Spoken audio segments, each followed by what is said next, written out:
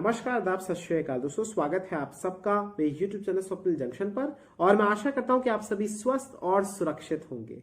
दोस्तों, देश के प्रधानमंत्री नरेंद्र मोदी ने कल रात 8:45 पर राष्ट्र को संबोधित किया। करीब 19 मिनट के अभिभाषण में उन्होंने कुछ महत्वपूर्ण जानकारियां दी और कुछ ऐसी बातें की जिससे देश का मोराल बूस्ट हो सके।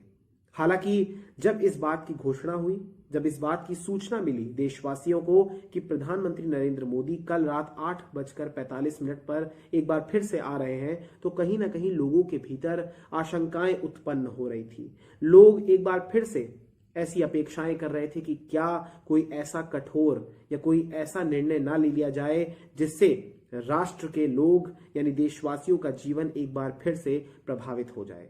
हालांकि गनीमत यह रही कि कल जब उन्होंने अपना अभिभाषण किया तो अपने अभिभाषण में उन्होंने कोई ऐसी बात का जिक्र नहीं किया जिससे बड़े पैमाने पर लोगों का जीवन प्रभावित हो सके। और सीधे तौर पर मेरा संकेत दरअसल तालाबंदी की ओर है। आज की इस वीडियो में दोस्तों मैं आपको उस अभिभाषण के कुछ मुख्य बिंदु बताना चाहूंगा और आखिर प्रधानमंत्री क्या कहना चाहते हैं, क्योंकि इस पूरे के पूरे अभिभाषण के दौरान प्रधानमंत्री नरेंद्र मोदी ने अपनी पीठ थपथपाई, उन्होंने कोई बड़ी घोषणा नहीं की और साथ ही साथ उन्होंने नसीहतें दी। यह पूरा का पूरा फलसफा है इस कल के 19 मिनट के उनके भाषण का।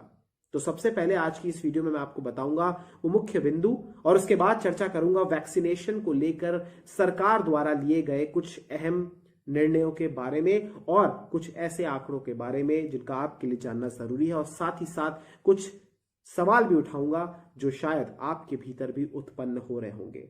तो बिना किसी देरी के सबसे पहले शुरुआत करना चाहूंगा दोस्तों मैं प्रधानमंत्री के संबोधन के मुख्य बिंदुओं के साथ।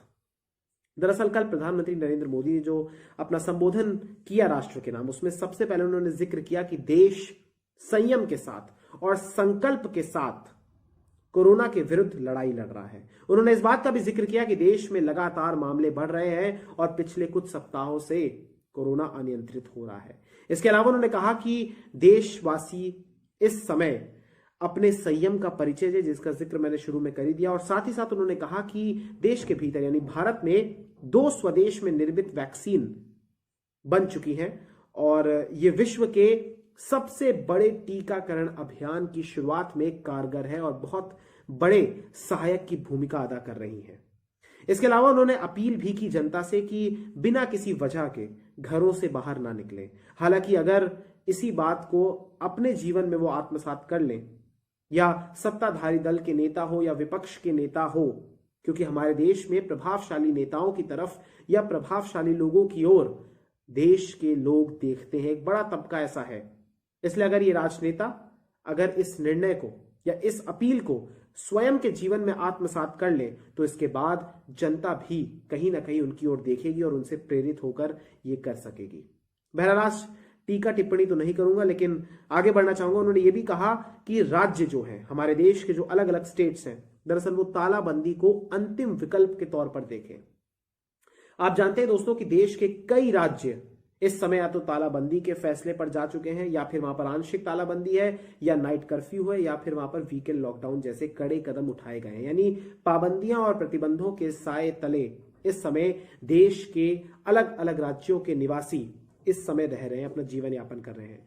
लिहाजा प्रधानमंत्री ने कल के अपने भाषण के दौरान इस बात का जिक्र किया कि राज्य तालाबंदी से बचें। राज्य तभी लॉकडाउन के निर्णय को, इस सख्त निर्णय को तभी लागू करें जब उन्हें लगे कि उनके राज्य में स्थिति अब आउट ऑफ कंट्रोल हो चुकी है, यानी अंतिम विकल्प के तौर पर लॉकडाउन को देखें।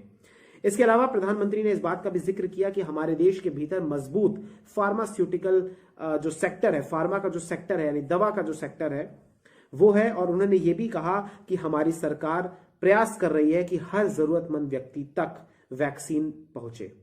साथ ही साथ उन्होंने ये भी कहा कि देश के भीतर ऑक्सीजन की सप्लाई को बढ़ाने पर भी कार्य किया जा रहा है। उन्होंने ये भी जिक्र किया, आप जानते हैं कि पिछले कुछ समय से आप ये खबरें देख रहे हैं कि जो देश की औद्योगिक इकाइयां हैं, जो देश के प्रमुख इंडस्ट्रियल सेक्टर्स हैं, जो कोर सेक्टर्स हैं, अगर उनको छोड़ दिया जाए जिनकी संख्या 9 है, तो इसके अलावा जो अन्य सेक्टर्स हैं, औद्योगिक इकाइयां हैं जो इंडस्ट्रीज की, वहां से ऑक्सीजन का उसको ट्रांसफर किया जा रहा है, उसको ट्रांसपोर्ट किया जा रहा है मेडिकल सेक्टर की ओर, जो कि एक अच्छा निर्णय है क्योंकि देश के कई राज्यों के भीतर करीब करीब 10 इनकी संख्या है जहां पर ऑक्सीजन की भारी किल्लत है, मरीज दम तोड़ रहे हैं, ऑक्सीजन सिलेंडर की कमी है। साथ ही साथ ऑक्सीजन के प्लांट्स को भी शुरू करना अब जारी हो चुका है। हालांकि ये कब तक और कितनी शीघ्र गति के साथ होता है ये देखना होगा क्योंकि जाने जा रही हैं ऑक्सीजन की कमी से। इसके अलावा उन्होंने ये भी कहा कि राज्य सरकारें जो है वो श्रमिकों में भरोसा पैदा करें। आप जानते हैं दोस्तों, आपने बहुत सारी ऐसी तस्वीरें, बहुत सारे ऐसे वीडियोस और विजुअल्स देखे होंगे जहां पर एक बार फिर से मजदूर, एक बार फिर से उस राज्य के भीतर रह रहे श्रमिक पलायन करने को विवश हैं। बस अड्डों पर, रेलवे स्टेशनों पर लगातार भीड़ बढ़ रही है क्योंकि उन लोगों को आशंका है, श्रमिकों को आशंका है इस बात की कि अगर एक बार फिर से संपूर्ण लॉकडाउन लगा तो हमारे खाने पीने के लाले लग जाएंगे। इसलिए वो अपने आप को शहरों से ज्यादा गांव में सुरक्षित महसूस कर रहा है, लिहाजा पलायन करने को विवश है। तो प्रधानमंत्री ने इस बात का जिक्र किया कि राज्य सरकारें विश्वास को पैदा करें श्रमिकों के भीतर कि वो उनके साथ खड़ी है और उनको कोई समस्या नहीं होगी। हालांकि ये बात सुनने में बहुत अच्छी लगती है, लेकिन राज्य सरकारें धरातल पर कितना कार्य करती हैं, केंद्र सरकार कथनी में और करनी में कितना अंतर रखती है, ये बात किसी से ढकी छिपी नहीं है। इसके अलावा प्रधानमंत्री ने इस बात का भी जिक्र किया कि आज, जैसा कि आप जानते हैं दोस्तों, रामनवमी है और मैं आप सबको शुभकामनाएं भी देना चाहूंगा। और उन्होंने कल अपने भाषण में रामनवमी का जिक्र किया, उन्होंने प्रभु श्री राम का जिक्र किया। उन्होंने कहा कि जिस प्रकार से मर्यादा पुरुषोत्तम प्रभु श्री राम हमें सिखाते हैं कि किस प्रकार से हमें अपने जीवन को मर्यादा की सीमा के तहत जीना चाहिए, अपनी मर्यादा में रहकर जीना चाहिए, उसी प्रकार से कोविड के दौरान भी हमें अपनी लिमिट्स में रहना चाहिए, मर्यादा का पालन करना चाहिए। साथ ही साथ उन्होंने रमजान के पावन महीने का भी जिक्र किया, इस मुकद्दस महीने का भी जिक्र किया। उन्होंने कहा कि रमजान का ये महीना हमें संयम, धैर्य और अनुशासन सिखाता है, लिहाजा कोविड महामारी के दौरान अनुशासन यानी डिसिप्लिन की बहुत बड़ी आवश्यकता है। तो उन्होंने इन तमाम बातों का जिक्र किया और ये आपको मैंने एक फलसफे के तौर पर, एक नटशेल में आपको कुछ बातें बता दी जो मुख्य हैं। इसके अलावा उन्होंने किसी बात का जिक्र नहीं किया, तो आप आश्वस्त हो सकते हैं कि फिलहाल उन्होंने कोई बड़ी घोषणा नहीं की। अब आपको दोस्तों मैं इस वीडियो के अगले हिस्से में बताऊंगा उस फैसले के बारे में जो कि केंद्र सरकार ने लिया है वैक्सीन के जो टीकाकरण अभियान है उसके चौथे चरण के तहत। दोस्तों, आप ये बात जानते हैं भली भांति कि देश में 16 जनवरी से कोरोना के टीकाकरण अभियान की शुरुआत हुई है। ये दुनिया का यानी विश्व का सबसे बड़ा वैक्सीनेशन प्रोग्राम है और 16 जनवरी को जिसकी शुरुआत हुई तो वहां पर उसके तहत पहले तो देश के भीतर जो फ्रंटलाइन वर्कर्स हैं उन्हें वैक्सीन दिया जा रहा है। उसके बाद धीरे धीरे जिस प्रकार से महीने बीतते गए इसमें और चरणों की इसमें जोड़ा गया और चरणों को, जैसे जब पहले चरण के तहत फ्रंटलाइन वर्कर्स को लगाया गया, हेल्थ केयर वर्कर्स को लगाया गया, इसके बाद दूसरे चरण के तहत लगाया गया उन लोगों को जिनकी आयु 60 वर्ष से अधिक है, इसके बाद लगाया गया उन लोगों को जिनकी आयु 45 वर्ष से 59 वर्ष के बीच में, यानी उनका भी शुरुआत हो गया। और फिर उनकी शुरुआत हुई कि इसमें एक क्लॉज को जोड़ा गया था 45 से 59 वालों में कि जिन्हें गंभीर बीमारियां हैं, लेकिन उसके बाद 45 वर्ष से ऊपर के सभी लोगों को लगाने का कार्य शुरू हो गया और यह बड़ी ही तीव्र गति के साथ चल भी रहा है। लेकिन अब प्रधानमंत्री नरेंद्र मोदी की अध्यक्षता में जो उच्च स्तरीय बैठक हुई जिसमें देश के बड़े बड़े नामी गिनामी जो डॉक्टर्स हैं वो तमाम लोग शामिल हुए, इस बैठक में जो कि सोमवार को आयोजित हुई, इसमें एक बहुत ही महत्वपूर्ण निर्णय लिया गया। इसमें यह निर्णय लिया गया कि कोरोना के चौथे चरण के टीकाकरण अभियान के तहत 1 मई से यानी आने वाली 1 मई से 18 वर्ष से अधिक के आयु वाले लोगों को भी, यानी जो 18 वर्ष की अधिक आयु वर्ग वाले लोग हैं जिनकी उम्र 18 साल से ज्यादा है, उन्हें भी टीका लगाया जाएगा। ये एक महत्वपूर्ण निर्णय लिया है दोस्तों, जिसमें केंद्र सरकार की ओर से कहा गया, जिससे जो आप ये जानते हैं कि जो ये नया म्यूटेंट है, जो डबल म्यूटेंट है कोरोना वायरस का, ये लगातार युवाओं को प्रभावित कर रहा है, लगातार युवाओं को संक्रमित कर रहा है, बच्चों को संक्रमित कर रहा है, बुजुर्गों को तो कर ही रहा है। हालांकि बच्चों के लिए इस समय कोई वैक्सीन उपलब्ध नहीं है क्योंकि दुनिया में जितनी भी वैक्सीन के ट्रायल हुए हैं उसमें जहां तक मुझे याद आता है कि फाइजर की एक वैक्सीन है जिसमें शायद 15 से 18 बरस या 12 से 15 साल के बच्चों को दिया गया है, लेकिन उसके अलावा अभी कोई ऐसी वैक्सीन नहीं है जो कि बच्चों को दी जा सके। लिहाजा 18 वर्ष से ऊपर के लोगों को जिनकी आयु है, युवाओं को प्रमुख तौर पर आप जानिए, अगर इनको वैक्सीन दिया जाएगा तो कहीं ना कहीं एक अहम भूमिका अदा करेगा। इसके अलावा इस बैठक में एक और निर्णय लिया गया, वो निर्णय ये लिया गया कि दरअसल जो दवा निर्माता कंपनियां हैं दोस्तों, जो वैक्सीन को मैन्युफैक्चर करती हैं, दरअसल इनसे भी कहा गया है कि वो अपनी उत्पादन की 50% वैक्सीन को राज्य सरकारों को बेच सकती हैं सीधे तौर पर। साथ ही साथ ओपन मार्केट्स में भी वो बेच सकती है। यानी आने वाले समय में आप देखेंगे कि ये जो वैक्सीन है हमारे देश के भीतर, 2 वैक्सीन है प्रमुख तौर पर, कोवैक्सीन और कोविशील्ड, और एक और वैक्सीन है इसके साथ। मैं इस पूरे जानकारी को आगे बढ़ाऊं, लेकिन एक और वैक्सीन है रूस की स्पुतनिक वी, जिसे हैदराबाद की एक लेबोरेटरी है वहां से उसने करार किया है। और वो दोनों मेरा ख्याल है डॉक्टर रेड्डीज जो लेबोरेटरी है उन्होंने करार किया है। और ये स्पुतनिक वी जो है ये रशिया की वैक्सीन है, रूस की वैक्सीन है, ये भी भारत में आने वाले समय में आपको दिखेगी। तो भारत में 3 वैक्सीन आपको जल्द ही बाजारों में दिखेगी बिकते हुए। साथ ही साथ केंद्र सरकार ने यह भी कहा कि राज्य भी पहले से निर्धारित कीमतों पर वैक्सीन को खरीद सकते हैं। यानी यहां पर एक तो दवा निर्माता कंपनियां भी राज्य सरकारों से कांटेक्ट कर सकती हैं और राज्य सरकारें भी दवा निर्माता कंपनियों से, यानी वैक्सीन का प्रोडक्शन करने वाली कंपनी से, मैन्युफैक्चरर से कांटेक्ट कर सकते हैं कि आप हमें अपने उत्पादन की 50% वैक्सीन को दीजिए। 50% वैक्सीन केंद्र सरकार की एजेंसियों को दी जाएगी। तो ये अहम निर्णय जो लिया गया है, इससे दरअसल कोविड के खिलाफ लड़ाई में बहुत बड़ी भूमिका अदा होगी। क्योंकि आप अभी भी जानते हैं कि कोविड की लड़ाई में जहां कहीं ना कहीं सोशल वैक्सीन यानी mask, physical distancing, hand washing, ये जरूरी भूमिका अदा करती है, लेकिन कहीं ना कहीं जो असली हथियार है, जो असली अस्त्र शस्त्र है, दरअसल वो कोविड की वैक्सीन है, कोरोना की वैक्सीन है। तो ये 2 अहम निर्णय मैंने आपको बता दिए, ये बहुत ही अहम निर्णय जो कि लिए गए इस बैठक में। इसी के साथ साथ प्रधानमंत्री ने एक और बैठक ली जो दवा निर्माता जो कंपनियां हैं उनके जो हेड्स हैं उनके साथ ली, उसमें भी इस प्रकार के निर्णय लिए गए। अब दोस्तों यहां पर कुछ आंकड़े मैं आपको देना चाहूंगा जो कि आपके लिए जानना जरूरी है। देखिए सवाल यहां पर उठता है, ये जो सारी बातें मैंने आपको बताई ये सुनने में अच्छी लगती हैं, जानकारियां हैं, आपको होनी चाहिए, लेकिन कुछ आंकड़े जो है वो आप जाने तो आपको और भी ज्यादा आपका ज्ञानवर्धन होगा, आपके देश के लेकर और इस टीकाकरण अभियान को लेकर समझ और भी ज्यादा बढ़ेगी। सबसे पहला आंकड़ा तो यह दोस्तों कि देश के भीतर दरअसल 19 लाख से ज्यादा इस समय सक्रिय केसेस हैं। रोजाना पिछले कई दिनों से 2.5 लाख से ज्यादा केसेस सामने आ रहे हैं, 1500 से ज्यादा मौतें हो रही हैं।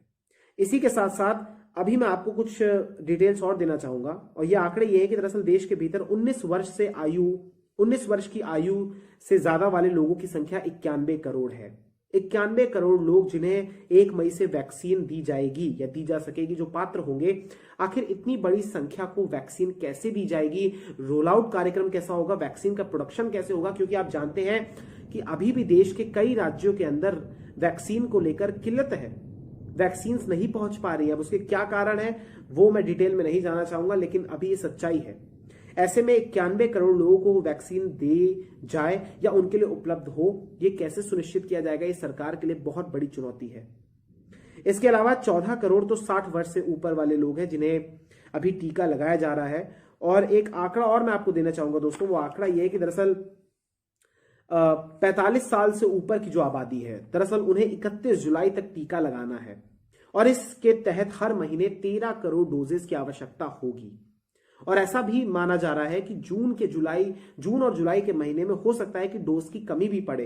तो आखिर ये कैसे इसकी पूर्ति की जाएगी, कैसे वैक्सीन का वितरण सही प्रकार से हो, सुनिश्चित किया जाएगा, ये बहुत बड़ी चुनौती है देश के सिस्टम के सामने, देश की सरकारों के सामने। इसके अलावा मैं आपको कुछ अहम बात और बताना चाहूंगा, और वो ये है कि 45 वर्ष से ज्यादा आयु वाले जो लोग हैं उनकी हिस्सेदारी देश के भीतर कोरोना से होने वाली मृत्यु में 85% की है। यानी जो 85% लोग, यानी एक बड़ा तबका ऐसा है जिनकी आयु 45 वर्ष से ज्यादा है, जिनकी मौत कोरोना से हो रही है। यही वो वर्ग है जिसको टीका लगाया भी जा रहा है। तो ऐसे में कितनी जल्दी और रफ्तार से हो, कितनी जल्दी उन्हें ये कवच दी जाए वैक्सीन का, ये भी सुनिश्चित किया जाना चाहिए। इसके अलावा दोस्तों एक बात मैं आपको और बताना चाहूंगा वैक्सीन को लेकर, कि देश के भीतर दरअसल 12 करोड़ 45 लाख से ज्यादा वैक्सीन के टीके लगाए जा चुके हैं, वैक्सीन के डोज दिए जा चुके हैं, माफ कीजिएगा। इनमें से 1 करोड़ 63 लाख से ज्यादा दोनों डोजेस दी जा चुकी हैं मरीजों को या लोगों को। इसके अलावा 10 करोड़ 82 लाख से ज्यादा लोगों को पहली डोज मिली है।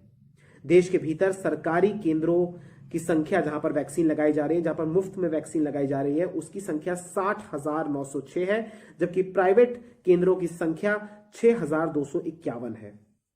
इसके अलावा दोस्तों कोविशील्ड की देश के भीतर सबसे ज्यादा डोजेस लगाई गई हैं। देश के भीतर अभी 2 ही वैक्सीन लगाई जा रही है, जैसा कि मैंने आपको शुरू में बताया। स्पुतनिक वी की आपूर्ति को या उसके आयात को मंजूरी दे दी गई है, लेकिन अभी वो आई नहीं है। और आप जानते हैं कि एक प्रोटोकॉल होता है जिसके तहत ही वैक्सीन को मंजूरी दी जाती है, लिहाजा अभी वो आई नहीं है। लेकिन प्रमुख तौर पर कोविशील्ड को वैक्सीन को लगाया जा रहा है। तो कोविशील्ड को 11 करोड़ 34 लाख से ज्यादा लोगों को कोविशील्ड के टीके लगाए गए हैं और 1 करोड़ 11 लाख से ज्यादा लोगों को कोवैक्सीन के टीके लगाए गए हैं। तो ये अहम जानकारियां हैं दोस्तों। इसके अलावा अगर मैं आयु वर्ग के अनुसार बताऊं तो 60+ यानी 60 वर्ष से अधिक लोगों को जिनको टीका लगाया गया है उनकी संख्या 4 करोड़ 72 लाख से ज्यादा है। 45 से 60 वर्ष की आयु वाले लोगों की संख्या जिनको टीका लगाया गया उनकी संख्या 5 करोड़ 2 लाख से ज्यादा है। 25 से 40 साल के जो फ्रंटलाइन वर्कर्स हैं उनकी संख्या 88 लाख 40 हजार से ज्यादा है। सबसे ज्यादा टीके यानी टीकाकरण अभियान की रेस में सबसे आगे चल रहा है महाराष्ट्र, जहां पर 1 करोड़ से ज्यादा टीके लगाए जा चुके हैं, जबकि अंडमान एंड निकोबार आइलैंड्स जो है द्वीप समूह जो है वो वहां पर सबसे कम टीके लगे हैं। करीब 69,000 के आसपास लगे हैं, मेरे को अगर एग्जैक्टली आंकड़ा याद आ रहा है। चूंकि वहां की जनसंख्या भी कम है इसलिए आप इसको ऐसे भी देख सकते हैं। तो ये पूरा का पूरा टीके को लेकर डेटा है और ये आंकड़े हैं जिनको आपके लिए जानना जरूरी है। तो सवाल यही उठता है कि देश में इतना बड़ा टीकाकरण अभियान चल रहा है और इसमें कैसे ये सुनिश्चित किया जाएगा कि सभी लोगों को टीका लगाया जाए, ये बहुत बड़ी चुनौती है। इसी के साथ साथ फेबिफ्लू हो या फिर रेमडेसिवियर हो, इनकी किल्लतें हो रही है। क्या इनकी कालाबाजारी हो रही है? बिल्कुल हो रही है। क्या लोग जमाखोरी कर रहे हैं? बिल्कुल कर रहे हैं। इसमें स्वास्थ्य कर्मचारी, वार्ड बॉयज और जो दवा निर्माता कंपनियां हैं उनके भी कुछ अधिकारी, कुछ जो वहां पर कर्मचारी हैं वो भी इसमें शामिल हुए हैं। कई लोगों को गिरफ्तार किया गया है, छापे मारे गए हैं एजेंसियों के द्वारा और ऐसी स्थिति हमारे देश के भीतर चल रही है। सोचिए जो लोग आपदा को अवसर बना रहे हैं। मैं हर बार इस जुमले को हर अपनी वीडियो में जिक्र करता हूं कि ऐसे लोग इस देश में मौजूद हैं जो कि मानवता के दुश्मन हैं, जो इस पूरे के पूरे कालखंड को, इस पूरे के पूरे संकट की स्थिति को भी एक प्रकार से अवसर के तौर पर देख रहे हैं।